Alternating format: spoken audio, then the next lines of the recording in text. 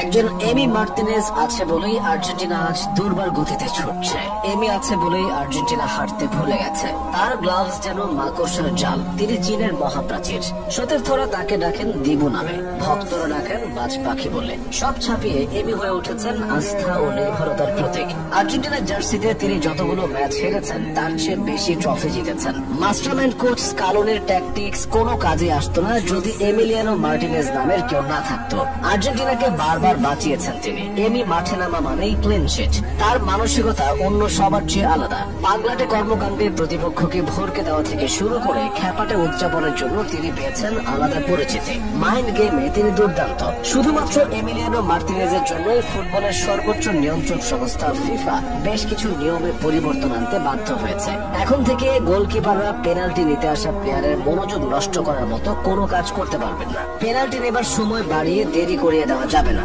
গোলকিপাররা goal post এবং net ছুঁতে পারবেন না। একজন এমি মার্টিনেজ আছেন বলেই এত সব কাণ্ড ঘটছে। অথচ এই পথটা তার জন্য সহজ ছিল না। কেমন ছিল মার্টিনেজের উত্থানের পেছনের গল্পটা? কিভাবেই বা হয়ে উঠলেন সেরাদের সেরা? মার্টিনেজের জীবনের বেশিরভাগ কেটেছে যাযাবরের মতো।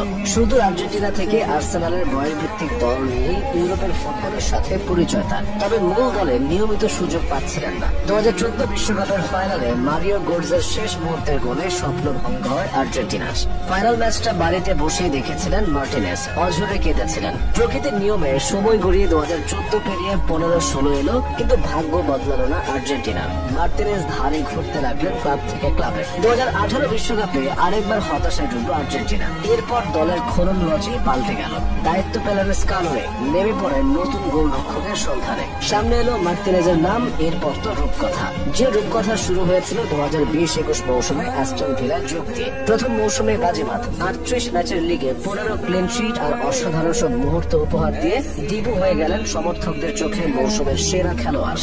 দিবু থেকে এমিলিয়ানো মার্টিনেজ হয়ে ওঠার শুরুটাও সেখানে। 2021 সালের কোপা আমেরিকায় সুযোগ পেয়ে একেবারে নিজেকে উজাড় করে দিলেন মার্টিনেজ। প্রথম ম্যাচে ভিদালের পেনাল্টি সেভ, উরুগুয়ে, প্যারাগুয়ে, ইকুয়েডরের বিপক্ষে ক্লিন শিট, সেমিফাইনালে টাইব্রেকারের 3টি পেনাল্টি থেকে নায়কই বলে গেলেন। ফাইনালে ব্রাজিলের বিপক্ষেও ক্লিন শিট রেখে নিজেকে প্রমাণ করলেন। তবে বিশ্বকাপের জন্য নিজের সেরাটা জমিয়ে রেখেছিলেন। বিশ্বকাপে অস্ট্রেলিয়ার বিপক্ষে শেষ মুহূর্তের সেভ, নেদারল্যান্ডসের বিপক্ষে টাইব্রেকারে 2টি সেভ, আর ফাইনালে কোনো মোয়ানির শট ঠেকিয়ে তো হয়ে উঠলেন আর্জেন্টাইনদের জাতীয় নায়ক। কাতার বিশ্বকাপে পান গোল্ডেন গ্লাভস। অল্প সময়ে অর্জনের খাতাটা বেশ ভারী মার্টিনেজের। ক্যারিয়ারের সবচেয়ে বড় অর্জনটা পেয়ে গেছেন কাতারে। বিশ্বজয়ী দলের গর্বিত সদস্য হিসেবে নাম লিখিয়েছেন ইতিহাসের পাতায়। কোপা ও ফিনাল রিসিভার শিরোপা রয়েছে তার অর্জনের ভান্ডারে। আর্সেনালের হয়ে 3বার জিতেছেন ইংলিশ কাপ ও ইংলিশ সুপার কাপ। অ্যাস্টন ভিলাকে চ্যাম্পিয়ন্স লিগে নিতে রেখেছেন বড় ভূমিকা। তার সবচেয়ে বড় গুণ, তিনি কথা রাখেন। মৌসুম শুরুর আগে ভিলা ভক্তদের কথা দিয়েছিলেন ভিলাকে চ্যাম্পিয়ন্স লিগে নিয়ে যাবেন। সতীর্থদের সঙ্গে নিয়ে সত্যি তাই করেছেন। এর আগে মেসির জন্মদিনে কোনো উপহার দেননি। বিশ্বকাপ জিতে সোনালী ট্রফিটা মেসিকে দিতে চেয়েছিলেন, সেটি করে দেখিয়েছেন। আর্জেন্টিনার বর্তমান দলটা একটা পরিবারের মতো। যে দলের প্রাণ অধিনায়ক লিওনেল মেসি, আর মেসির জন্য দলের সবাই নিবেদিত প্রাণ। এই তালিকায় মার্টিনেজের নামটা উপরের দিকে থাকবে। ত্যাগ, পরিশ্রম আর আকাঙ্ক্ষা মানুষকে অভিন্ন এক লক্ষ্যের দিকে নিয়ে যায়। মেসির জন্য তিনি নিজের সেরাটা দেবেন, আর্জেন্টিনার জন্য তিনি নিজেকে উজাড় করে দেবেন। এসবই তো হওয়ার কথা ছিল। এমি মাঠে থাকলে পথ হারাবে না আকাশী সাদার দল।